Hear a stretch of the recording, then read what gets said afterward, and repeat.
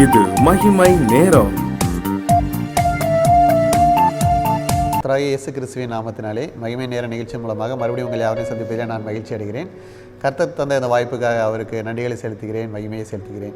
இந்த நாட்களிலும் கர்த்தர் நம்மேல் மனதுருக்கமாய் இருக்கிறார் என்பதை பற்றி நாம் சிந்தித்து வருகிறோம். இந்த நாளிலும் கர்த்தர் நமக்கு மனதுருக்கத்தை காண்பிக்கும் ஒரு காரியத்தை பற்றி சிந்திப்போம். அதற்கு ஆதாரமாக எடுத்துக்கொண்ட வேத வசனம் ஏசாயா 30ஆம் அதிகாரம் 18ஆம் வசனம். ஆனாலும் உங்களுக்கு இறங்கும்படி கர்த்தர் காத்திருப்பார், உங்கள் மேல் மனதுருகும்படி எழுந்திருப்பார். கர்த்தர் நீதி செய்கிற தேவன், அவருக்கு காத்திருக்கிற அனைவரும் பாக்கியவான்கள் என்று பார்க்கிறோம். கர்த்தர் நீதி செய்கிற தேவன். கர்த்தர் நீதியாய் வாழ்ந்து நீதியை நடப்பிக்கிறவர்களுக்கு நீதி செய்கிற தேவனாய் இருக்கிறார் என்று இன்று தியானிப்போம். நாம் வாழ்கிற இந்த வாழ்க்கையை கர்த்தர் நமக்கு கொடுத்தது, கர்த்தர் நம்மை படைத்தது அவருடைய மகிமையும் அவருடைய துதியும் சொல்லி வரும்படியாக, மேலும் நாம் நீதியும் நியாயமாக நடந்து வர வேண்டும் என்று நினைக்கிறார். நாம் வாழும் கால சூழ்நிலைகள் நமக்கு ஒருவேளை கஷ்டமாக காணப்பட்டாலும், எந்த சூழ்நிலையில் இருந்தாலும் நாம் நீதியும் நியாயமாக வாழ்ந்து வாழ வேண்டும். அதுவே கர்த்தருக்கு நாம் செய்யும் ஒரு காரியம். எனவே நம்முடைய வாழ்க்கையிலே நாம் எப்படிப்பட்ட சூழ்நிலை இருந்தாலும் நீதி நியாயம் செய்து வரும்போது கர்த்தருடைய நாமம் மகிமைப்படும் என்பதிலே சந்தேகமே இல்லை. ஒருவேளை கஷ்டப்படுற சூழ்நிலையில் காணப்பட்டாலும் எப்படி நீதி நியாயம் செய்ய முடியும் என்றால், கர்த்தருடைய பாதத்திலே காத்திருக்கும் போது அவர் நமக்கு திடப்படுத்துவார், நாம் நீதியும் நியாயமும் செய்ய முடியும். வேதாகமத்திலே ஒரு மனிதன் நீதி நியாயமாய் செய்து கர்த்தரால் உயர்த்தப்பட்ட சம்பவத்தை பற்றி தியானிப்போம். வேதாகமத்திலே மொர்தெக்காய் என்ற ஒரு மனிதன், அவரை பற்றி தியானிப்போம். அவர் ஒரு யூதனாக இருக்கிறார். அவர் இப்பொழுது இருக்கிற இடம் அகாஸ்வேரு ராஜா அரசாண்ட பெர்சியா என்னும் தேசத்திலே இருக்கிறார். அவர் ஒரு யூதராக இருந்தவர். இப்பொழுது அவர் வேறு ஒரு நாட்டிலே இருக்கிறார். எப்படியாக அங்கே சென்றார் என்றால், அவர் படையெடுக்கப்பட்டு அங்கே அடிமையாக கொண்டு செல்லப்படுகிறார். நேபுகாத் நேசார் என்ற அரசன் படையெடுக்கும் போது அங்கே அடிமையாக கொண்டு போகப்பட்டவர்களிலே இவரும் ஒருவர். இன்னும் பல யூதர்கள் அங்கே இருக்கிறார்கள். இப்படி அடிமையாக கொண்டு போகப்பட்ட ஒரு மனிதன் எப்படி உயர்த்தப்படுகிறார் என்பதை பற்றி தியானிப்போம். ஒருவேளை ஒரு ஊரிலிருந்து நாம் வேறு ஊருக்கு செல்கிறோம் என்றால், அந்த ஊரில் உள்ள மக்கள் எப்படி இருந்தாலும் இவர்கள் வெளியூர்காரர்களாம் என்று நினைப்பார்கள். நம்மை சேர்த்து கொள்வதற்கு பலர் தயங்குவார்கள், நம்மை ஏற்றுக்கொள்ள மாட்டார்கள். நமக்கு உதவி செய்வது சிலர் நமக்கு உதவி செய்ய மாட்டார்கள். இப்படியாக அதிக சொத்துக்கள் ஐஸ்வர்யம் வைத்திருக்கிற நமக்கே யாரும் உதவி செய்ய மாட்டார்கள் என்றால், இந்த மொர்தெக்காய் பார்த்தீர்கள் என்றால் அவர் அடிமையாக கொண்டு போகப்பட்டவர். அவருக்கு யாரும் உதவி செய்திருக்க மாட்டார்கள். அவர் அடிமையாகத்தான் வாழ்ந்து கொண்டிருக்க முடியும். ஆனாலும் அவர் உயர்த்தப்படுகிறார்.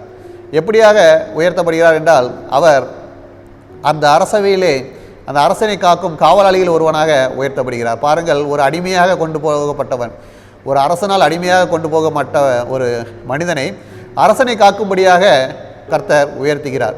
இதுதான் கர்த்தர் காத்திருந்து அவனை உயர்த்தின முதலாவது சம்பவம். எப்படியாக அவன் உயர்த்தப்பட்டிருப்பான்? அவன் செய்த நீதியும் நியாயமுமே அவனை உயர்த்தும்படியாக கர்த்தருடைய கண்களிலே மனதுருக்கத்தை காண்பித்தது.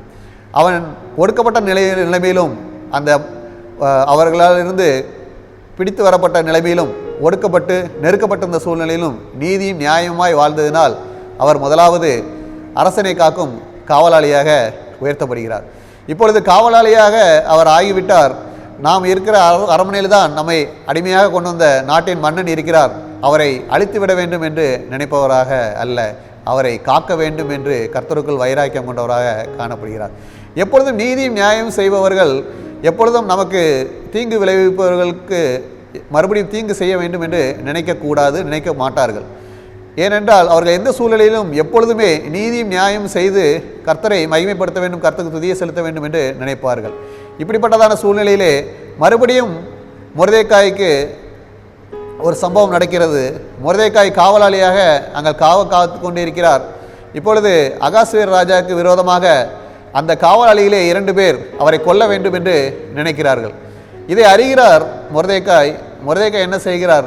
அதை எஸ்தர் மூலமாக ராஜாவினிடத்தை தெரியப்படுத்தும் போது அந்த ராஜா அதை விசாரித்து அது உண்மை என்று அறிந்து அந்த 2 பேர்களையும் அவர் மரணத்துக்கு ஒப்பு கொடுக்கிறார். இதை என்ன செய்து விடுகிறார், இதை ஒரு நிருபத்திலே எழுதி வைத்து விடுகிறார். நாளாகமத்திலே நிருபத்தில் எழுதப்பட்டதாக வேதாகமத்திலே நாம் பார்க்க முடிகிறது. மொர்தெகாய் ஒரு பெரிய உதவியை செய்திருக்கிறார், ஆனாலும் அவர் அங்கீகரிக்கப்படவில்லை. இதை மொர்தெகாய் பெரிதாக நினைத்து கொள்ளவில்லை. அரசனும் நம்முடைய உயிரை ஒருவர் காப்பாற்றி இருக்கிறாரே என்று நினைத்து அவனுக்கான எந்த ஒரு அங்கீகாரமும் கொடுக்கவில்லை. ஆனாலும் கர்த்தர் மொர்தெகாயோடு இருந்ததினால் கர்த்தர் என்ன செய்கிறார், மன்னனுடைய மனதிலே ஏவி அந்த சம்பவத்தை நாலாம் நடவடிக்கையிலே எழுதி வைக்கும்படியாக அவனுக்கு உணர்த்துகிறார். இது கர்த்தர் என்ன செய்கிறார் என்று நாம் பார்க்கும்போது, கர்த்தர் காத்திருப்பாராம். நாம் வசனத்திலே பார்க்கும்போது உங்களுக்கு இறங்கும்படி கர்த்தர் காத்திருப்பாராம். கர்த்தர் காத்திருக்கிறார். அவர் மறுபடியும் என்ன, உங்கள் மேல் மனதிற்கும்படி எழுந்திருப்பாராம். கர்த்தர் காத்திருந்தார். நமக்கு மனமேல் மனதிற்கும்படி கர்த்தர் காத்திருந்தார். மொர்தெகாய்க்கு உதவும்படி கர்த்தர் எழுந்திருந்தார். எப்படி என்றால், அப்பொழுதுதான் இன்னும் அதிகமான ஒரு நெருக்கம் வருகிறது மொர்தெகாய்க்கு. ஆமான் என்ற ஒரு மனிதனை ராஜா அந்த அரண்மனையிலே பெரிய ஒரு பிரபுக்களின் தலைவனாக வைக்கும்போது அந்த ஆமானை அனைவரும் வணங்க வேண்டும் என்று கட்டளை பிறப்பிக்கப்படுகிறது. ஆனால் மொர்தெகாய் ஒரு யூதர், அவர் மற்றவர்களை அரசரை தவிர வேறு யாரும் வணங்க மாட்டேன் என்று சொன்னதினாலே அந்த ஆமான் மொர்தெகாய் மேல் கோபம் கொண்டவராக, மொர்தெகாயின் வம்சன் என்று பார்க்கும்போது அவர் யூதன் என்று சொல்லும்போது மொர்தெகாய் மட்டும் இல்லை, அந்த யூத வம்சத்தையே அழித்துவிட வேண்டும் என்று நினைக்கிறார். இப்பொழுது அதிகமாக நெருக்கப்படுகிறார். மொர்தெகாய் அதிகமாக நெருக்கப்படுகிறார். தன்னுடைய ஜனங்கள் யாவரும் அழியப் போகிறார்களே என்று நினைத்து கர்த்தருடைய சமூகத்திலே ரெட்டுடுத்தி அவருடைய சமூகத்திலே உபவாசித்து காத்திருக்கிறார். இப்படியாக இருக்கிறார். எஸ்தரையும் உபவாசித்து கர்த்தரிடத்திலே வேண்டும்படி கேட்டுக்கொள்கிறார். இப்படிப்பட்டதான சூழ்நிலையிலே கர்த்தர் எழுந்து அவனுக்கு நியாயம் செய்யும்படி எழுந்தார். எப்படி என்றால், அன்று ராத்திரியிலே அகாஸ்வேரு ராஜாவுக்கு தூக்கம் வராமல் செய்துவிட்டார் கர்த்தர். பாருங்கள், கர்த்தர் நீதி செய்கிற தேவன். எப்படியா இருந்தாலும் நீதி செய்ய அவரால் முடியும். பாருங்கள், இந்த மொர்தெகாய் நியாயம் செய்தது, நீதி செய்தது ராஜாவுக்கு தெரியும். ஆனால் அந்த நேரத்திலே அவன் அதை செய்யவில்லை.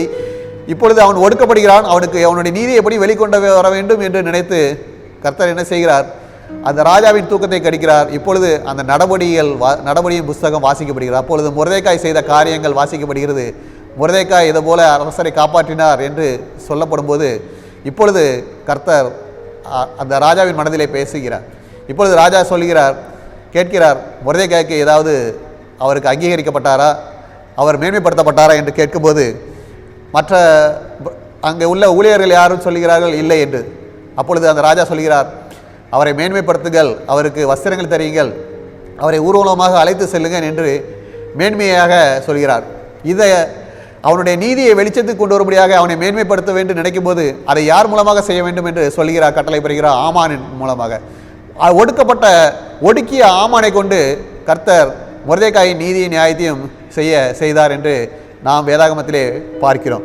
பாருங்கள், கர்த்தர் நமக்கு நீதியும் நியாயம் செய்கிறவராக இருக்கிறார். நாம் எப்பொழுது நீதி நியாயம் செய்து வாழும்போது நம்முடைய நீதியை அவர் எப்பொழுது பிரகாசிக்க பண்ணுகிற தேவனாக இருக்கிறார். நாம் சங்கீதம் 37 அதிகாரம் 6 வசனத்திலே பார்க்கும்போது, உன் நீதியை வெளிச்சத்தை போலவும் உன் நியாயத்தை பட்ட புகழை போலவும் விளங்க பண்ணுவேன் என்று சொல்கிறார். நாம் செய்த நீதி நியாயங்கள் ஒருவேளை மறைக்கப்பட்டிருக்கிறது என்று நினைத்தாலும் கர்த்தர் நாம் உயர்த்தப்படும்படியாக நமக்காக அவர் காத்திருக்கிறார். அவர் எழுந்திருந்து நமக்கு நீதி செய்வார். கர்த்தர் நம்மேல் மனதுருகி நமக்கு நீதி செய்து நம்முடைய நீதியை வெளிச்சத்துக்கு கொண்டு வந்து நம்மை உயர்த்துவார் என்பதிலே சந்தேகமில்லை. அப்படிப்பட்டதாக கர்த்தர் கிருபை செய்து நம்மளை ஆசீர்வதிப்பாராக. ஆமேன். ஜெபம். கர்த்தாவே, இந்த நாளிலும் நாங்கள் நீதியும் நியாயமும் செய்து ஆண்டவரே உம்முடைய மனதுருக்கத்தை சம்பாதித்து ஆண்டவரே உம்முடைய மனதுருக்கத்தை பெற்றுக்கொண்டு எங்களுடைய நீதியை நீர் வெளிச்சத்துக்கு கொண்டு வரும்படியாக எப்பொழுதும் எங்களுக்கு நீதி செய்கிறவர்களாக நாங்கள் வாழ்ந்து உம்முடைய கரத்திலிருந்து ஆசீர்வாதங்களை பெற்றுக்கொள்ள கிருபை செய்ய வேண்டுமாய் இயேசு கிறிஸ்துவின் மூலம் ஜெபிக்கிற நல்ல பிதாவே. ஆமேன்.